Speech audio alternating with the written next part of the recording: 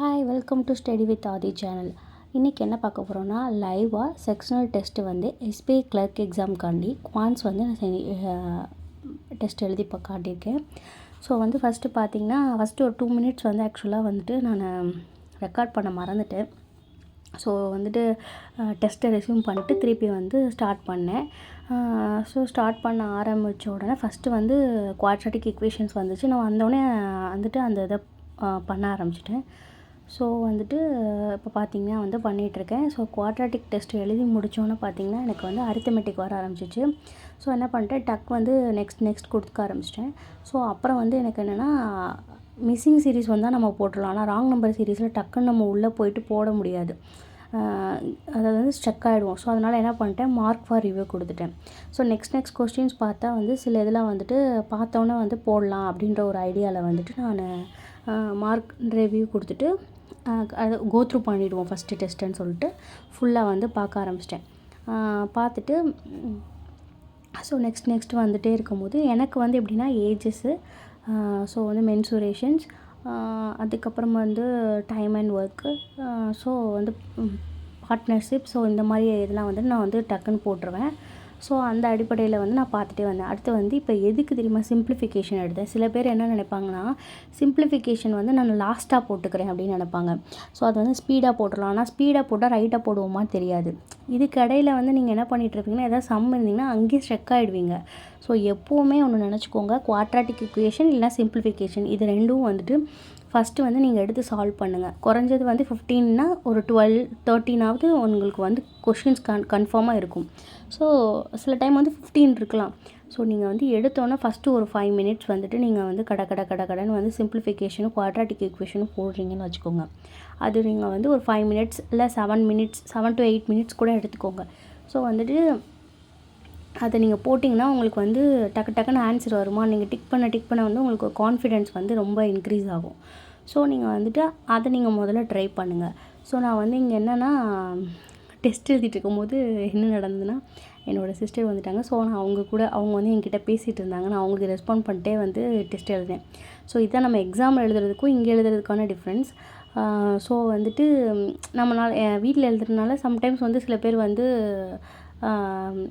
ஸ்ட்ரிக்டாக வந்து ஃபாலோ பண்ணுவீங்க. சில டைம் வந்து நம்மளாலே இது பண்ண முடியாது. ஸோ யாராவது வருவாங்க. ஸோ அந்த மாதிரி வந்து இருக்கும்போது நான் இடையில வந்து பேசிட்டு வந்து டெஸ்ட் எழுதிட்டுருக்கேன். ஸோ அப்படி பார்த்தீங்கன்னா சிம்பிளிஃபிகேஷன்லேயே வந்து ரொம்ப நேரம் நான் வந்து ஸ்பெண்ட் பண்ணுற மாதிரி இருக்கும். ஸோ வந்து இடையில ஏதாவது இருக்கும். ஸோ அதனால் வந்து இது இருக்கும். ஸோ சிம்பிளிஃபிகேஷன் முடிச்சுட்டு நீங்கள் அடுத்து வந்து எனக்கு வந்து இதில் பார்த்தீங்கன்னா வந்து ஒரு ஆக்சுவலாக ஃபஸ்ட்டு எக்ஸ்பிளைன் பண்ணிடுறேன், நீங்கள் அதுக்கப்புறம் வந்து பாருங்கள். ஸோ வந்துட்டு சிம்பிளிஃபிகேஷன் முடித்ததோடய வந்து ஒரு 5 மார்க்ஸ்க்கு வந்து டிஏ இருக்குது. ஸோ நான் டிஏ பார்த்தேன். பார்த்துட்டு சரி ஓகே நம்ம லாஸ்ட்டு பார்ப்போம் அப்படின்னு சொல்லிட்டு திருப்பி அந்த 5ஐயும் வந்து மார்க் ஃபார் ரிவ்யூ கொடுத்துட்டு, ஏற்கனவே நம்ம வந்து ராங் நம்பர் சீரீஸ் போட்டிருந்தோம்ல, ஸோ அதுக்கு போவோம்னு சொல்லிட்டு ராங் நம்பர் சீரீஸ் எடுத்தேன். என்னன்னே தெரில, எனக்கு ராங் நம்பர் சீரீஸ் எடுத்தோன்னே எனக்கு வந்து கன்ஃபியூஸ் ஆகிடுச்சு. ஸோ நான் என்ன பண்ணிட்டேன், சரி நம்மளுக்கு வந்து வரல அப்படின்னு நம்ம மைண்டில் ஃபிக்ஸ் ஆகிற மாதிரி ஆகிடுச்சு. உங்களுக்கு வரலை தெரியலை அப்படின்னதுக்கப்புறம் இல்லை நான் போடுவேன் நீங்கள் உட்காந்துருந்தீங்கன்னா உங்களுக்கு வந்து வேஸ்ட் ஆகிடும் டைம். ஸோ நீங்கள் அப்போ வந்து சிம்பிளிஃபிகேஷனும் குவாட்ராட்டிக்கும் 15 மட்டும் தான் போட்டிருப்பீங்க. So stuck ஆகிடுவீங்க. ஸோ நீங்கள் வந்து அப்படி ஸ்டெக் ஆகிட்டீங்க அப்படின்னா எக்ஸாம் வந்து 1 or 2 கொஸ்டினோட உங்களுக்கு வந்து முடிஞ்சிட மாதிரி ஆகிடும். ஸோ டோட்டல் அட்டெம்ப்ட் வந்து உங்களால் பண்ண முடியாது. ஸோ உங்கள் மைண்டில் ஃபஸ்ட்டு கொஸ்டினே வந்து ராங் நம்பர் சீரீஸ் வரல அப்படின்ற மாதிரி உங்களுக்கு ஃபிக்ஸ் ஆகிடுச்சு அப்படின்னு உங்களுக்கு தோணுதுன்னு வச்சுக்கோங்க. நான் பார்த்தீங்கன்னா செகண்ட் கொஸ்டினை ட்ரை பண்ணியிருப்பேன். ஸோ ட்ரை பண்ணிட்டு எனக்கு இதாகிடுச்சு. டக்குன்னு என்ன பண்ணிட்டேன், அடுத்து நெக்ஸ்ட்டு சம் போனேன். ஸோ அடுத்த 2 சம் வந்து இதே மைண்ட் செட்டோட அரித்தமெட்டிக் பார்த்தேன். எனக்கு வந்து அதோட இப்போ கொஸ்டின் ட்ரீட் பண்ணும்போது அது எங்கே வந்து ஒரு நம்மளுக்கு க்ளூ கிடைக்கும், அந்த க்ளூவே எனக்கு கிடைக்கல. ஸோ சரி ஓகே நம்ம டென்ஷன் ஆகிறோம் அப்படின்னு சொல்லிட்டு நெக்ஸ்ட்டு கொஸ்டின் போயிட்டேன். ஸோ அப்படி போது வந்துட்டு மென்சுரேஷனில் ஒரு கொஸ்டின்ஸ், அதுக்கப்புறம் வந்து ஏஜஸில் ஒரு கொஸ்டின்ஸ் அட்டன் பண்ணியிருந்தேன்.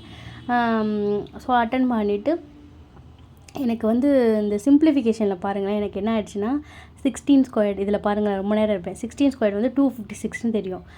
ஆனால் வந்துட்டு இதில் வந்துட்டு 576ன்னு வந்துச்சு. அது வந்து 24². ஓகேங்களா, அது நான் கரெக்டாக போட்டு அந்த சம் போட்டேன்.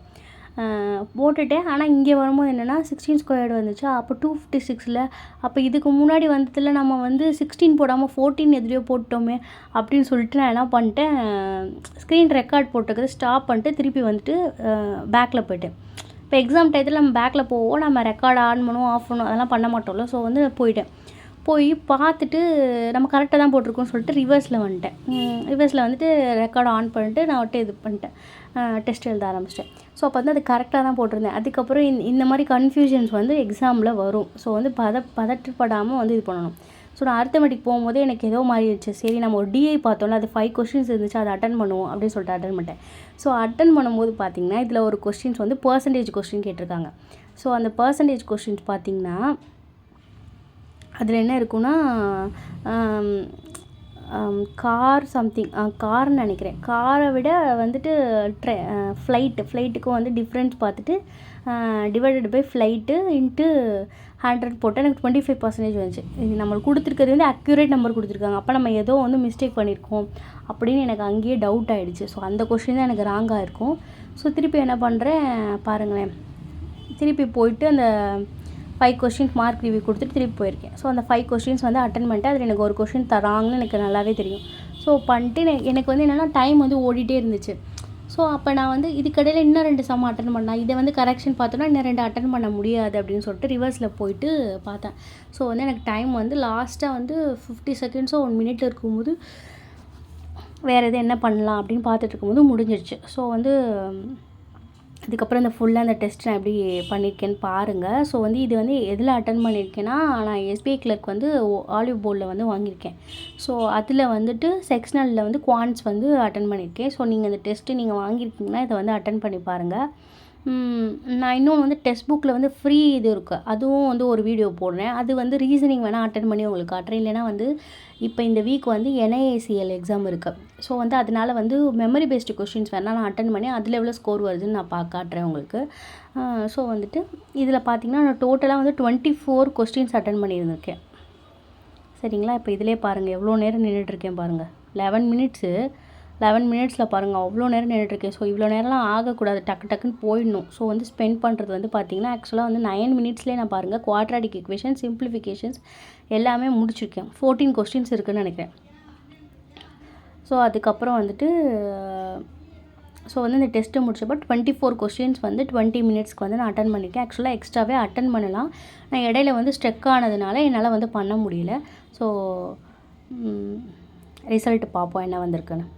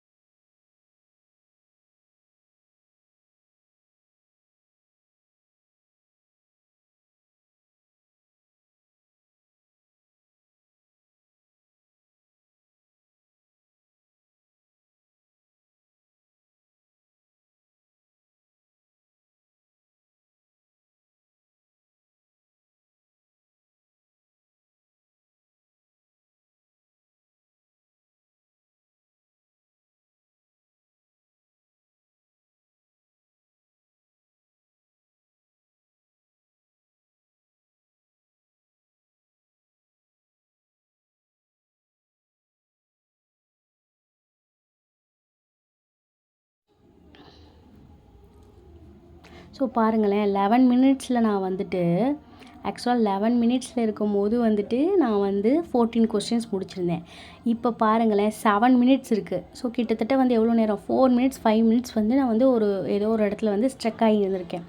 ராங் நம்பர் சீரீஸ்லையும் சரி அரித்தமெட்டிக்லையும் சரி. ஸோ இந்த மாதிரி வந்து ஸ்ட்ரக் ஆகி இருக்கக்கூடாது.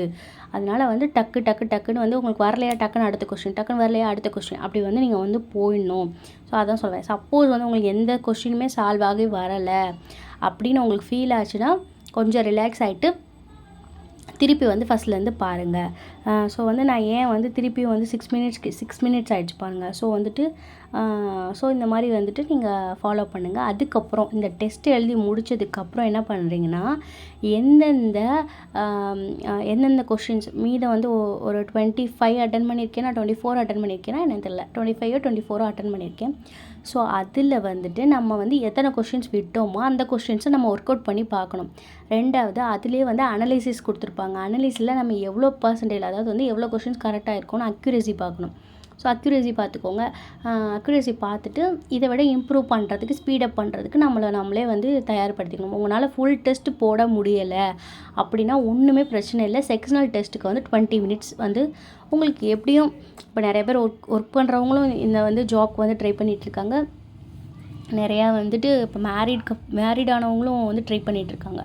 ஸோ வந்துட்டு உங்களால் எப்போ முடியுதோ, உங்களால் ஃபுல் டெஸ்ட் எழுத முடியல, என்னால் ஃபுல் டெஸ்ட் உட்காந்து கான்சன்ட்ரேட் பண்ண முடியல அப்படின்னா கன்ஃபார்மாக ஃபுல் டெஸ்ட் எழுதி தான் ஆகணும். அட்லீஸ்ட் ஒரு ஃபுல் டெஸ்ட் போட்டிருக்கணும். செக்ஷனல் டெஸ்ட் வந்து குவான்ஸு, ரீசனிங்கு, இங்கிலீஷ் கன்ஃபார்மாக இங்கிலீஷ் போடுங்க. நான் வந்து பார்த்திங்கன்னா என்ன மிஸ்டேக் பண்ணுவேன்னா குவான்ஸு ரீசனிங்கும் போட்டே இருப்பேன், ப்ராக்டிஸ் பண்ணுவேன். ஆனால் இங்கிலீஷ் வந்து கான்சன்ட்ரேட் பண்ணவே மாட்டேன். ஸோ வந்து இந்த வட்டம் தான் வந்து இங்கிலீஷ்க்கு வந்துட்டு நான் கொஞ்சம் கான்சன்ட்ரேட் பண்ணியிருக்கேன். ஸோ நான் இங்கிலீஷ் டெஸ்ட்டும் எழுதி வந்து உங்களுக்கு வந்து வீடியோ போடுறேன். ஸோ வந்துட்டு அனலைஸ் பண்ணணும். எந்த ஏரியாவில் வீக்காக இருக்கீங்க. இப்போ வந்துட்டு ரெகுலராக ஒரு 10 நாள் வந்து நீங்கள் வந்து டெஸ்ட் எழுதிருக்கீங்க எஸ்பிஐ கிளர்க்குக்கு. அதில் வந்து நீங்கள் பார்க்கும்போது உங்களுக்கு தெரிஞ்சிடும் ரிப்பீட்டடாக எந்த ஏரியாவில் வந்து உங்களுக்கு வந்து கொஸ்டின் ராங் ஆகிட்டுருக்கு அப்படின்னு நோட்டீஸ் பண்ணிங்கன்னா அந்த ஏரியாவை நீங்கள் ஒர்க் அவுட் பண்ணி பாருங்கள். சப்போஸ் அந்த ஒர்க் அவுட் பண்ணி எல்லா லெசன்ஸ்லாம் லேர்ன் பண்ணியும் நம்மளுக்கு அந்த ஏரியாவில் தான் நம்மளுக்கு மிஸ்டேக் வருதுன்னா எக்ஸாம் டயத்தில் அந்த கொஸ்டின்ஸை அதாவது அந்த ஏரியாவில் உள்ளது. இப்போ வந்து டைம் அண்ட் ஒர்க்கில் வந்து எனக்கு எப்போ பண்ணாலும் தப்பாக தான் வருது, ஒரு தடவை கூட ரைட்டாகவே ஆன்சர் வரல அப்படின்னு நீங்கள் ஃபீல் பண்ணிங்கன்னா நீங்கள் வந்துட்டு எக்ஸாமில் டைம் அண்ட் ஒர்க் வந்து ஒர்க் அவுட் பண்ணாதீங்க, அடுத்த கொஸ்டின் போயிடுங்க. ஸோ உங்களுக்கு டைம் இருக்குது அப்படின்ற பட்சத்தில் நீங்கள் வேணால் அதை ட்ரை பண்ணுங்கள். அந்த மாதிரி வந்து அனலைஸ் பண்ணி உங்களுக்கு நீங்களே வந்து ஒவ்வொரு செக்ஷன்ஸாக வந்துட்டு எடுத்து பார்த்துக்கோங்க. ஸோ இதெல்லாம் வந்து சொல்லணும்னு நினச்சேன். இன்னும் 4 மினிட்ஸ் இருக்குது. ஆக்சுவலாக நான் 18 கொஸ்டின்ஸ் வந்து முடிச்சிருக்கேன். லாஸ்ட்டு 4 மினிட்ஸில் வந்து பாருங்களேன், அப்போ தான் வந்து டிஏ எடுக்கிறேன். லாஸ்ட்டு 4 மினிட்ஸில் தான் வந்து டிஏ எடுக்கிறேன். டிஐ வந்து இப்போ ஸ்டார்ட் பண்ணியிருக்கேன்னு நினைக்கிறேன். இப்போ தான் வந்து முடிக்க போகிறேன். ஸோ வந்து லாஸ்ட்டு 4 மினிட்ஸில் 5 கொஸ்டின்ஸ் அட்டன் பண்ணுறேன். ஸோ இந்த மாதிரி வந்துட்டு ஸ்பீடு வந்து இன்க்ரீஸ் பண்ண பார்த்துக்கோங்க. ஓகேங்களா? ஸ்கோர் எவ்வளோ வருதுன்னு பார்ப்போம்.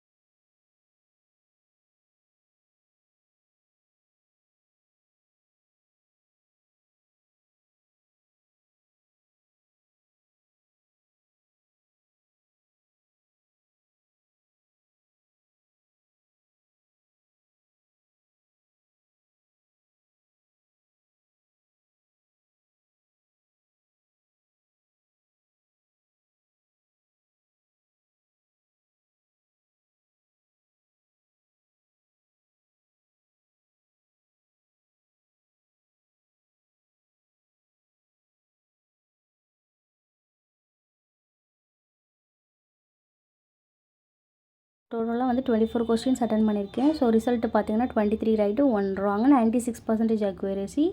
ஸோ இதில் வந்து ரைட் ஆனதில் ஃபஸ்ட்டு வந்து எது ராங்குன்னு சொல்லிட்டு போய் பாருங்கள், என்ன மிஸ்டேக் பண்ணியிருக்கோம் அப்படின்றத அதில் கண்டுபிடிங்க. ஸோ அதுக்கப்புறம் வந்துட்டு என்னென்ன கொஸ்டின்ஸ்லாம் நீங்கள் எடுக்கலையோ, அதாவது விட்டுட்டிங்களோ, அதை வந்து திருப்பி உட்காந்து ஒர்க் அவுட் பண்ணி பாருங்கள். ஸோ அதுதான். ஸோ நெக்ஸ்ட் வீடியோவில் பார்க்கலாம்.